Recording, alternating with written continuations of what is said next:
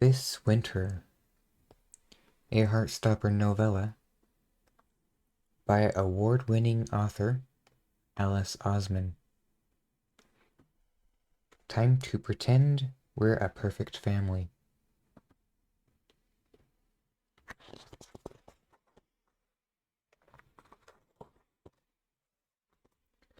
This book contains discussions of mental illness, including descriptions of disordered eating, references to self-harm, and ignorant views regarding mental illness. Please read safely and responsibly. This Winter, a Heartstopper Novella by Alice Oseman.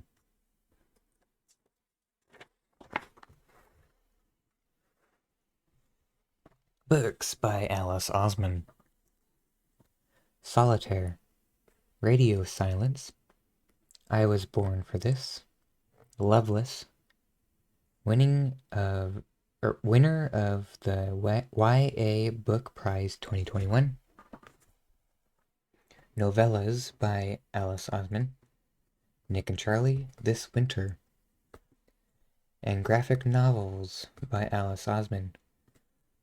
Heartstopper Volume 1, Heartstopper Volume 2, Heartstopper Volume 3, Heartstopper Volume 4, and Heartstopper Volume 5, which is not on there.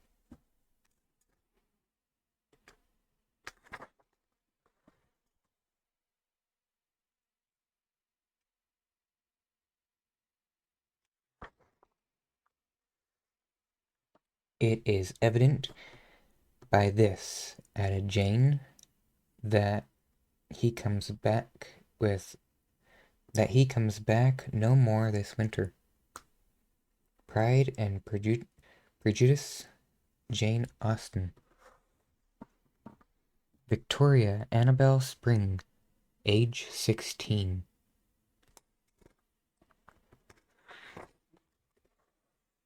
Tori. I wake up 2 hours after I fall asleep. The amount of sleep I get on Christmas Eve seems to be decreasing each year, probably because my average falling asleep time gets steadily later due to my rather worrying internet addiction. Maybe eventually I'll just stop sleeping altogether and become a vampire. I'd be good at that. Not gonna bother complaining about my sleep pattern right now, though, because it's Christmas and this is the one day of the year when I should at least try not to complain about anything. This is hard when your 7-year-old brother is hitting you in the face with a pillow at 6 o'clock in the morning. I say something along the lines of, "No," and retreat under my duvet. But this doesn't stop Oliver from tearing back the covers and crawling onto my bed. "Tori," he whispers, "it's Christmas." Are you awake? No. You are? No. Tori. Oliver, go wake Charlie up. Mom said I wasn't allowed. He starts ruffling my hair. Tori. I roll over and open my eyes. Oliver is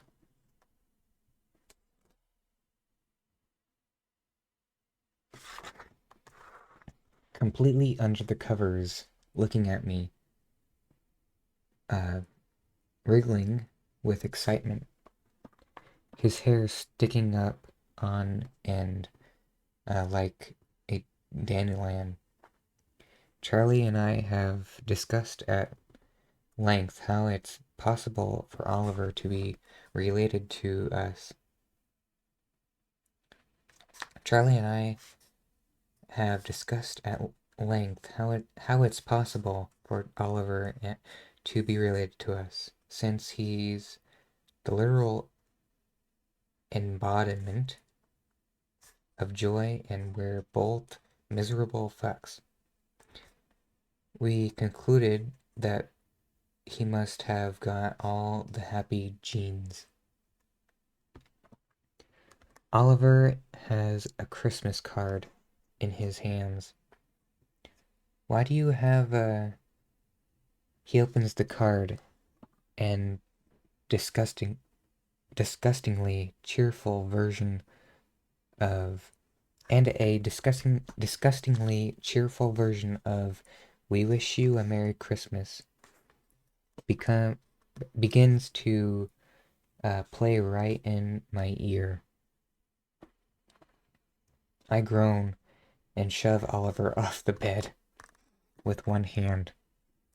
He rolls on the floor and bursts into giggles.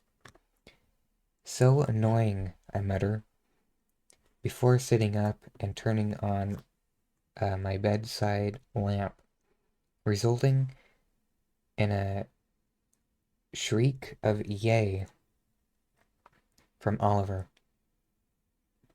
He begins to wander around my room, opening and closing the cards so it repeats the first two notes over and over again.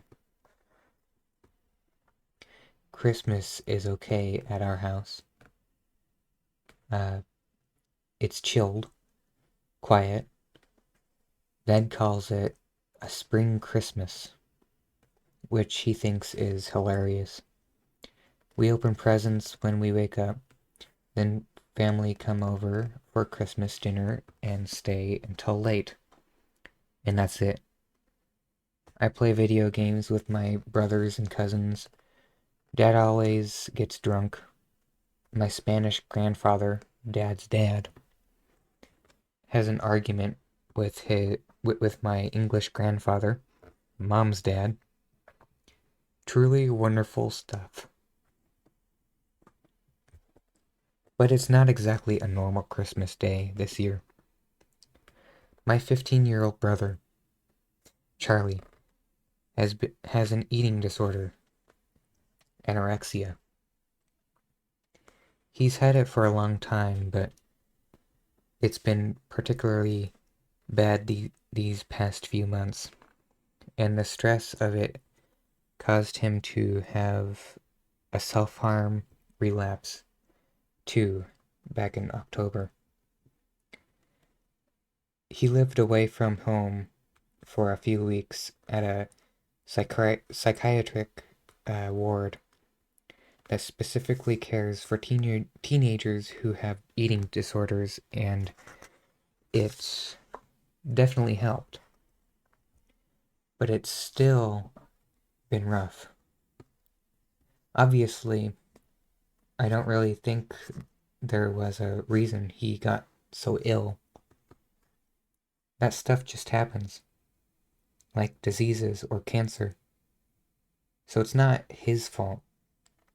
Actually, I think it was probably my fault it got so bad. When I noticed that something was off with him, I didn't tell my parents, and I didn't ask him what was wrong. I didn't talk to him enough. I didn't do enough. But it's not about how I feel. It's not even about my parents. Christmas is a stressful time for people with eating disorders. Since food is such a big part of the day, and I know Charlie's been feeling anxious about it. He's been stressed all week, arguing with Mom pretty much every day and shutting himself in his room.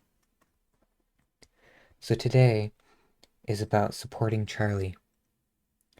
I pick up my phone, ignore the notifications, and text Becky, my best friend.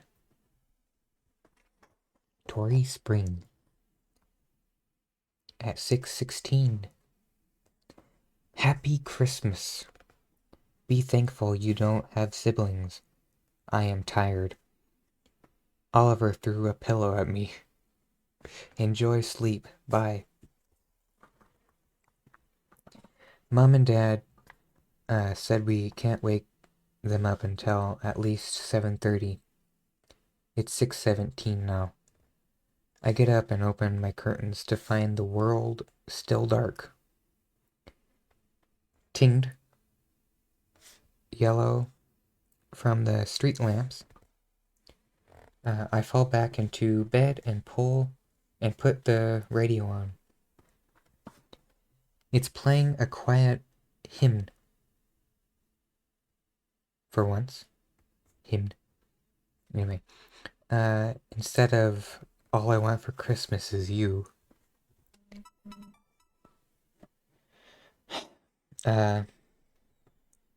It's nice. Oliver is spinning around my desk, chair, and a choir is singing Silent Night. My eyes are closing again, and now Oliver's sitting in my bed with me. The musical card on a pile of clothes on the floor. It's 6:29, 6:42, 6:55. Oliver's pulling my hair gently. He's talking about what presents he wants and whether Father Christmas ate the biscuits we left him, and I'm mumbling something. I don't know what. I'm drifting off.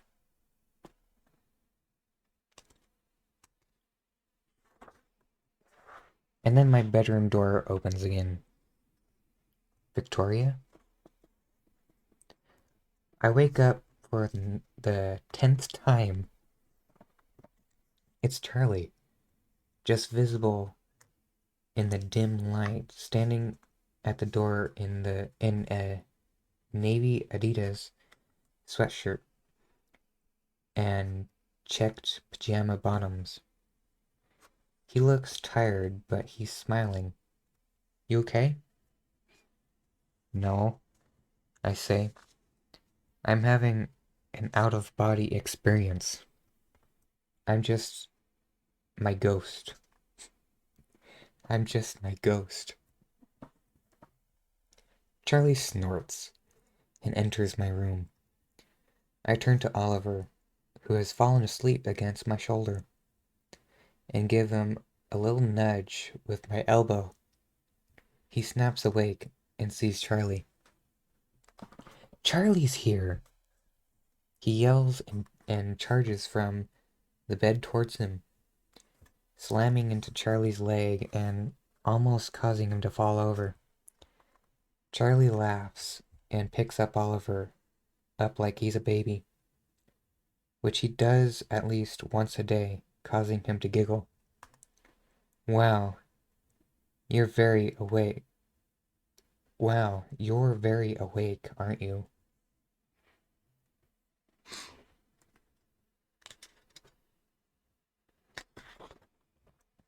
Can we go downstairs yet?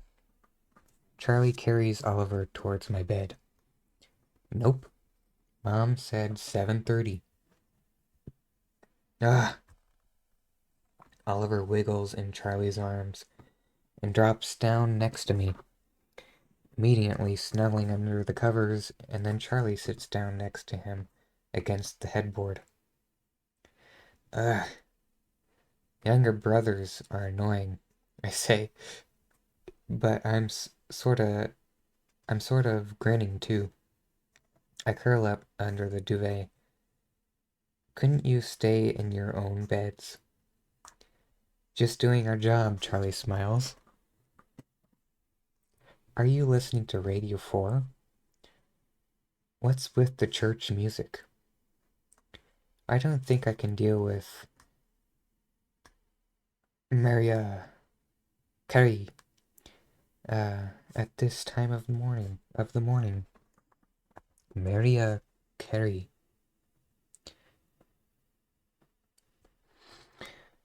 Charlie laughs. Me neither. Like Oliver, his hair is sticking up from his forehead and got purple circles under his eyes, and I can't remember what he looks like without them anymore. Aside from that, he looks almost his normal self, all along, all long-limbed and gentle. I only slept for like 2 hours, I say. Same, he says, but I think his lack of sleep might be from different reasons to mine. How many presents does Father Christmas give you when you're 7? Asks Oliver, who's now standing up on my bed and trampling over the duvet. Charlie and I laugh. 7, says Charlie decisively. Decisively. The same as the number of years you've been alive. So, when I'm 8, I'll get 80. When I'm 80, I'll get 80 presents. Charlie prods Oliver in the chest, and he falls over with a wide smile. Only if you've been good. I can't wait, and I can't wait till I'm 80, says Oliver. Me neither, says Charlie. It's good that we're all back together now. I felt weird. It felt weird. Just me and Oliver, and Mom, and Dad. Oliver's still too young to talk to properly, and I don't hate my parents or anything, but I don't feel like I'm too friendly with them either. Mom has this thing where she avoids talking about anything even slightly deep or emotional. Dad's the same, but he makes up for it by talking about books all the time. We all get along fine, but I don't feel like we ever talk about anything important. They still don't even like talking openly about Charlie's eating disorder. Even though he's getting proper treatment now, I thought things might change. That we might start being more open about feelings and stuff. But we're not. Can you imagine being a really old man? Charlie says, putting on an old man voice. And Oliver giggles, shuffling up to join us against the headboard. Charlie's smile is contagious. They start playing I Spy. Today's going to be difficult for everyone, but everyone has different days. Or everyone has difficult days, I guess. I used to think that difficult was better than boring, but now I but now I now but na I know better now. There have been a lot of difficult days in the past few months. There have been too many difficult days. Happy Christmas, says Charlie, without any warning. He leans over Oliver and rests his head on mine. I lean in. I lean a little too. My head on his shoulder. The radio plays. I think the sun is rising, or it might just be the street lamps. I'm not going to think about the past few months, about Charlie and me, about all the sadness. I'm going to block it all out, just for today. Happy Christmas, I say. I try not to fall asleep again. but I still do. Oliver's laugh ringing in my ears. It's 10 to 12, and me and Charlie are still in our pajamas, sitting on the sofa, playing the new edition of Mario Kart.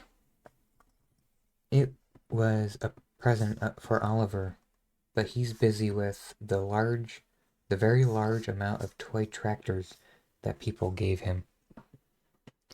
My parents got me a new laptop, and Charlie a new phone. Things we both asked for. They don't really do surprise presents. And while Charlie and I have never really tried too hard with presents before now, this year I got him a Bluetooth speaker for his bedroom, and he got me a laptop case with Wednesday Addams on it. I think we both know each other better than we thought we did. Is it me, or is this version way harder than the old one? I ask Charlie. He attempts to swerve Baby Mario around a corner, but ends up drifting off a cliff instead. It really is. I used to actually be good at this. I drive Bowser directly into a tree and fall into last place. Do you think we should try Rainbow Road? I don't know. I don't think my self-esteem can take the hit. Wow. He snorts too real. He snorts. Too real? I smirk. Maybe. Kids, Mom wanders into the room. She's got her Christmas dress on. A purple thing that's actually quite nice. And her hair curled. She always makes us dress up nice for Christmas, as if we're supposed to do something other than slob on the sofa for 12 hours. She raises her eyebrows at us. You going to get dressed soon? Charlie says nothing. So I say, yep, in a minute. Don't be too long. Everyone's arriving in half an hour. Yeah, we're just gonna finish this level. Mom leaves. I glance at Charlie, but he hasn't looked away from the screen. I don't think they've had an argument today, but I can feel one brewing. And I'm not going to lie, Mom is kind of pissing me off a little bit. She's been really snappy with Charlie since he got home, which isn't helping anyone. If she just checked in with Charlie politely, like asked him how he's feeling today, maybe Charlie wouldn't mind actually opening up to her. You feeling okay about today? I ask. I don't want to bring up Christmas dinner. Charlie and Dad made a meal plan so Charlie could feel prepared. But I read online that talking to Charlie about food and eating all the time actually makes him feel worse. I'm fine, he says. I guess maybe we should talk about it. We get to the end of the level, and then I say, we have to do the Rainbow Road before we go get changed. Really? You think you can handle that amount of absolute failure? You never know. I might be good at it. Charlie laughs at me. We'll see about that. I end up wearing the only skirt that I own, which is gray, with a collared shirt and jumper. I rarely get dressed up, since I am the most unsociable person ever to grace the earth. So I take the opportunity to brush my hair, which is probably the first time I've done that this entire holiday. 10 points to me. Family members start to arrive. Charlie and I are on greeting duty, which involves more hugging than I would like. First, Grandma and Granddad arrive. Granddad grumbling about something to do with his car, and Grandma gives us an apologetic look. Then our Spanish grandparents arrive, having traveled from Mojácar last week to stay with Uncle Aunt's family. And Charlie has a mangled conversation in Spanish with Abuelo, and Nan embarks on a long lamentation on how I cut most of my hair off in the summer. Dad's brother and his family arrive with them.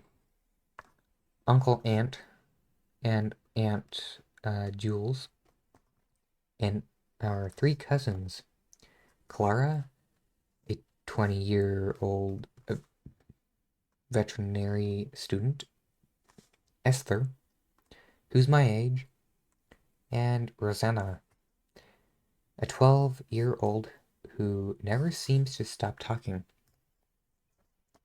Then we've got Mom's sister, Aunt Wendy.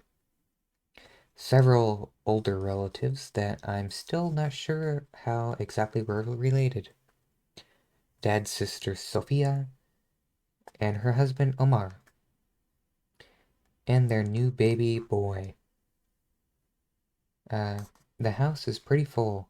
Hopefully, a bit later, I'll be able to sneak off to my room for a break.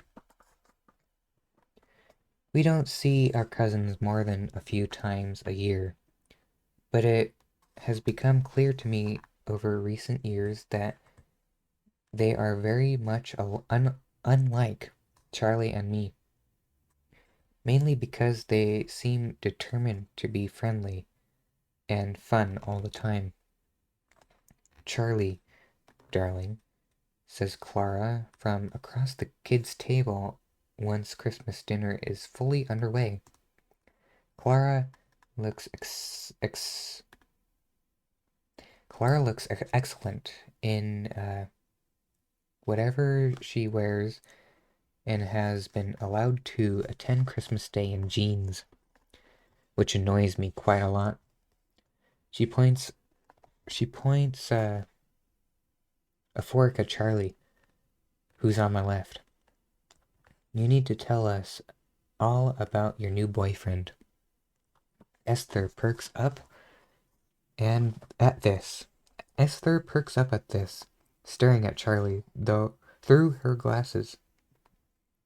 Esther doesn't usually talk to us as much as Clara and Rosanna, but from what I can tell from her Twitter, there's a possibility she might not be straight and is therefore always interested in Charlie's love life.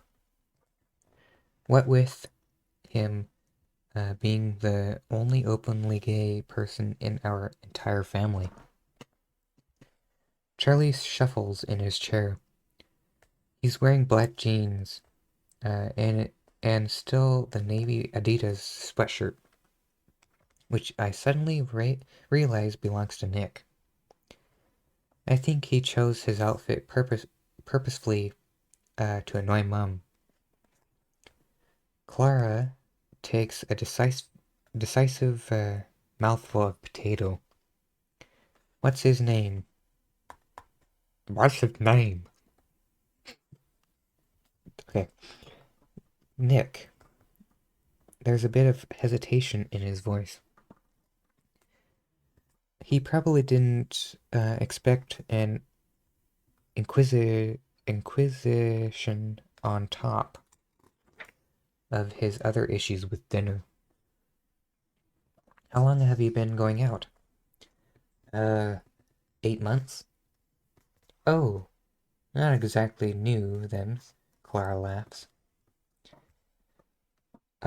Charlie fiddles with his sweatshirt sleeves. No. Clara clearly can't tell that she's making Charlie uncomfortable. Charlie keeps glancing towards where... Oh, shoot. Charlie... Where... Charlie keeps glancing towards where Grandma and Granddad are sitting, making sure they can't hear anything from our table. Charlie doesn't want to come out to Grandma and Granddad yet because we think they might be a bit homophobic. Lots of old people are, unfortunately. And you met at school, did you? I wish Clara would just shut up. This isn't her fucking business. Yeah? Charlie forces a laugh. Did Uncle Aunt tell you all this, or... Oh God, yes. You know what he's like. Esther watches Charlie carefully. Rosanna is trying to plait Oliver's hair, much to Oliver's irritation. Clara continues, "You should totally bring him to ours tomorrow." Esther meets her eye and grins. Oh my God, yes. We go to their house every year for Boxing Day, and boyfriends and girlfriends are always welcome. But it's not like me or Charlie have ever had anyone to bring before, since he only started dating Nick in April, and I dislike most people. Charlie smiles awkwardly. Oh, I think he's doing stuff with his family tomorrow. Clara pouts. Aw, that's a shame. And then her piercing gaze swaps to me. What about you, Tori? Any lovely men in your life? I fight down the urge to hysterically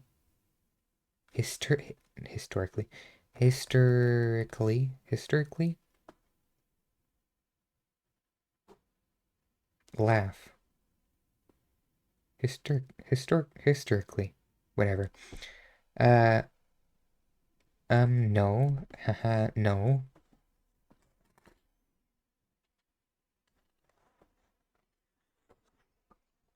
Clara does the laughing for me. Oh gosh, you are not missing much. I promise you that. Straight boys are the absolute worst. She points her fork. She points her fork. She points her fork towards Oliver. Let's all hope that this one turns out better. He might not be straight, Esther finally pitches in. Her voice sounds startlingly like Clara's, but I think I like Esther more than Clara. We've had some okay conversations about Doctor Who. You're so right, says Clara. leaning on one hand, uh, gazing at Oliver like he's a newborn. Charlie, Charlie, when did you know you were gay? Charlie's eyes widen in fear at the prospect of having to embark on this conversation. But thankfully, at that moment, Dad appears at the head of the table, still with his apron on over his shirt and waistcoat, and a Christmas cracker crown hanging dangerously off the top of his head. How's everything doing over here? He looks specifically at Charlie and claps him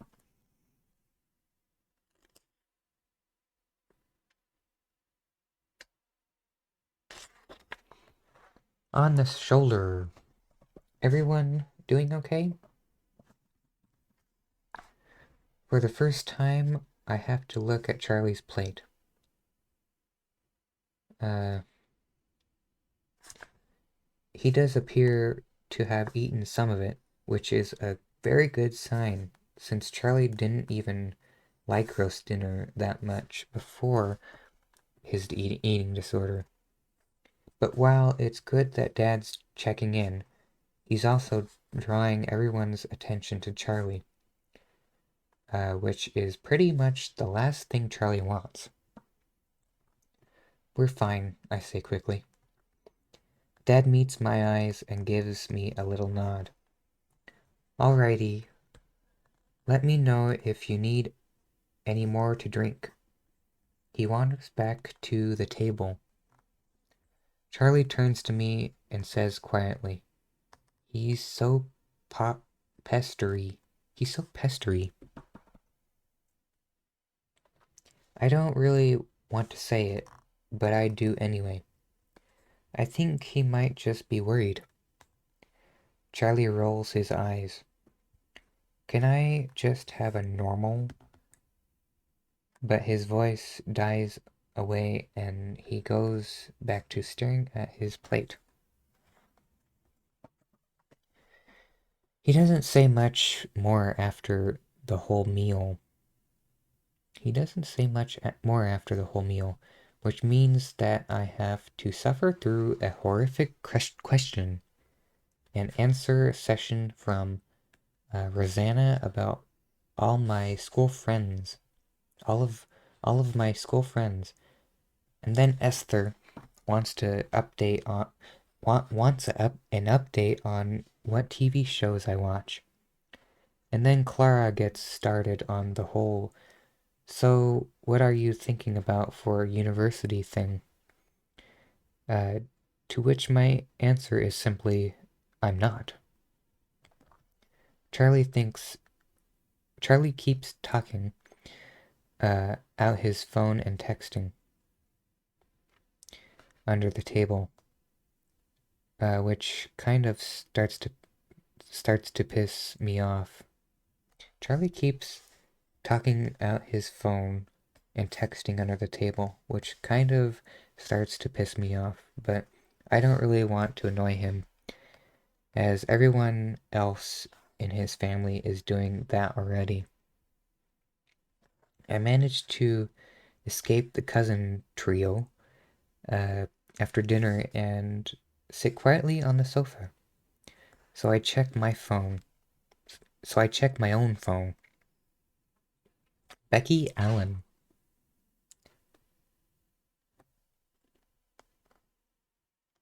I'm so glad I'm an only child. Merry Christmas, you insomniac.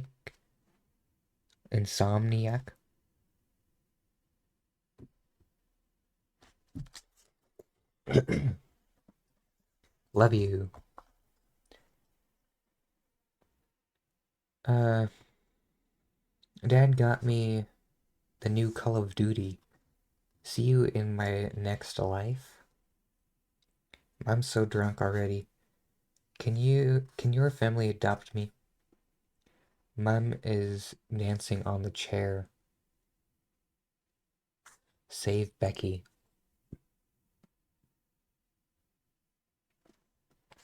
How are you feeling anyway, Charlie?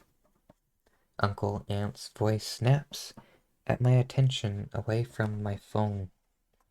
Uncle Ant is very much like Clara, big on gossip, big on talking about deep things, generally very irritating.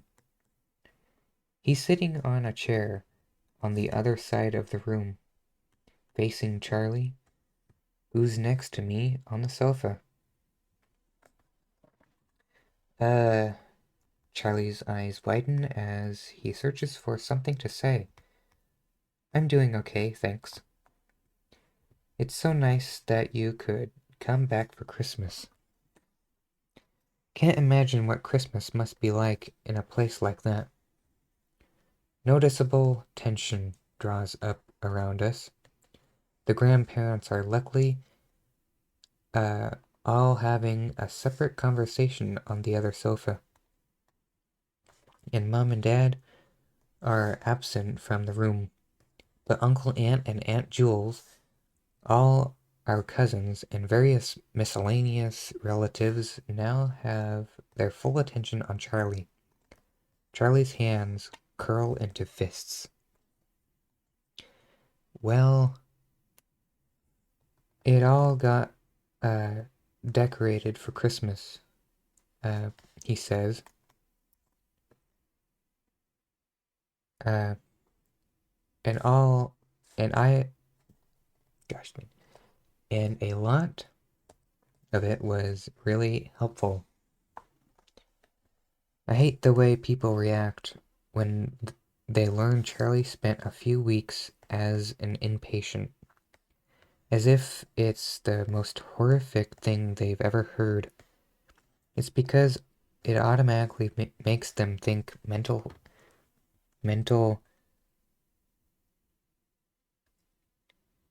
asylum, asylum, whatever, and crazy people instead of treatment and recovery and learning to manage an eating disorder. Don't get me wrong, I've read online that psych wards are not always great places. Like, if they've got shitty staff, or they're underfunded. Uh, but the one Charlie went to helped him more than me and Mum and Dad were ever able to. Uh, he had a whole team of experts helping him understand his feelings and start working towards recovery without the distraction and pressure of school. In all honesty, going to going to one probably saved Charlie's life. Unfortunately, by the time I've tried to figure out how to say all of this to Uncle Ant, he has continued spouting absolute garbage. Uh, oh, I'm sure, continues Uncle Ant, but you hear some horror stories, don't you? Uh, white walls and straitjackets and all. Uh, Aunt Jules laughs and whacks Uncle Ant playfully on the arm. Oh, come on now, Antonio. No mental hospitals are really like that. Psych psychiatric ward, I correct her. Uh, she clears her throat. Yes. She shoots a wide grin at Charlie. We're all very happy that Charlie's better and back with us, aren't we? Absolutely, says Uncle Ant. That's the other thing they don't get. They think eating disorders and mental illnesses can just be fixed at the drop of a hat. They don't understand that it's a process, that it takes time and treatment and effort and bad days and good days.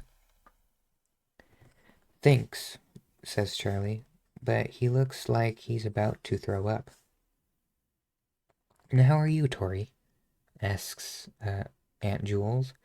How's sixth form going? I begin to recite the classic answer to this question. It's fine.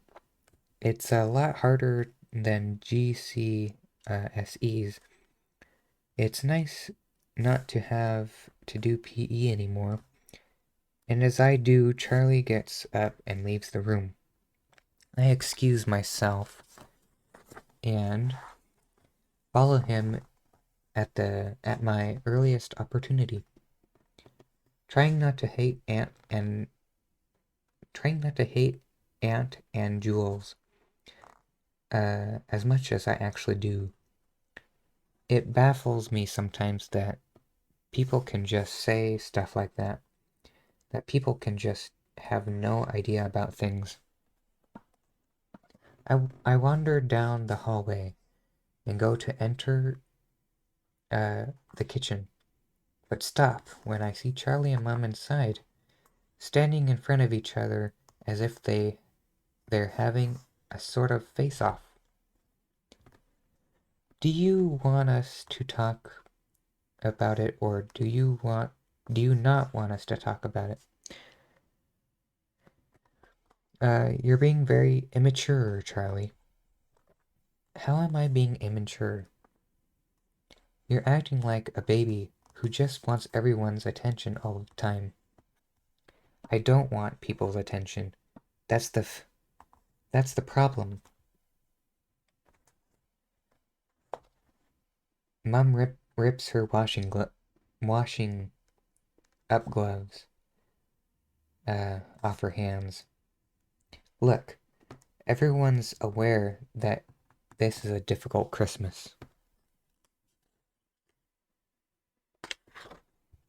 For you. But you could at least recognize that we're trying our best. Trying our best. What do you want? A fucking congratulations certificate? Language. Half the time you refuse to even acknowledge that I have a fucking mental illness. And the other half, you try as hard as possible to make me feel like I'm the last person you ever wanted as a child. And that's when Mom snaps. Get out. She points towards the kitchen door. Just get out. Charlie doesn't say anything at all. He turns around, walks away, exits the room, and finds me there. Mom disappears out of view, and Charlie stands there, looking down at me. I'm going to Nick's, he says, in what he tries to make a calm voice. Oh, I say. He turns around and starts putting his shoes on. Please don't, I say.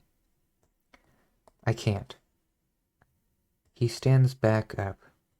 I can't deal with. He gestures towards the living room and the kitchen. All of that. It's Christmas, though, I say. Let's be honest. He continues as if he hadn't heard me. I'm just the joke of the family anyway. You're not. He reaches into the porch and grabs his coat and a gift bag of presents for Nick. This winter's been the fucking worst. He picks up a square key and opens the door. It's raining. The cold comes in. I want to cry. I want to do anything to stop him from leaving. Can't you at least spend Christmas with me, I say? He turns back. His eyes are watery. What does that mean? You spend all of your time with Nick anyway. He starts to shout at me. That's because he treats me as something other than a fucking mentally ill. I stay quiet still. I stay I stay quite still. I do too. I say, but my voice trails off. Sorry, he says, but he's already leaving. I see you. I'll see you later. The door closes and I don't move. I look down at my gray skirt and I really wish I was wearing jeans. I don't feel like myself. I realize I still have my cracker crown on, so I take it off and I tear it into several pieces. I probably should have seen this coming. He's being unfair, but I don't have any right to be annoyed at him. I walk back into the kitchen. Mom is still washing up. I walk up to her and her face looks like stone, like ice, maybe.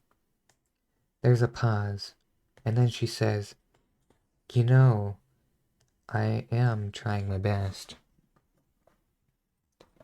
I know she is, but her best isn't really good enough.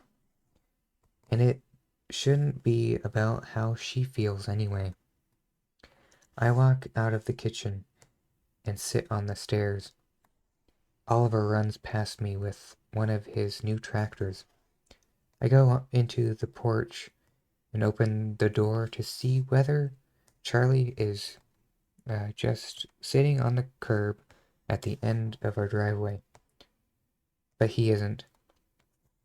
Winter is usually my favorite season, but Charlie's right.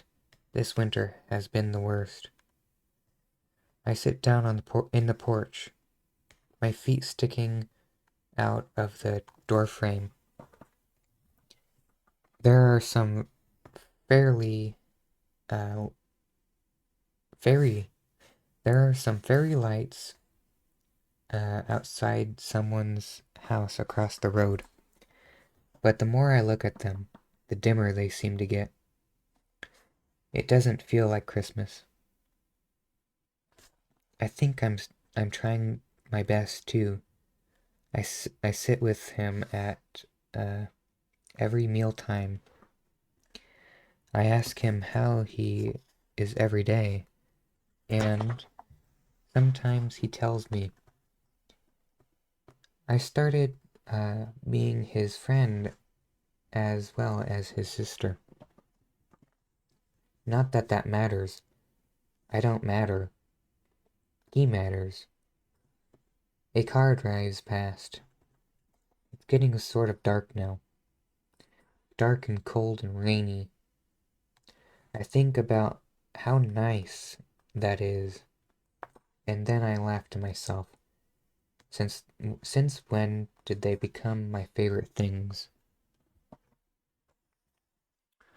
And this is where I'm going to stop for today. Stay tuned for Charlie Francis Spring.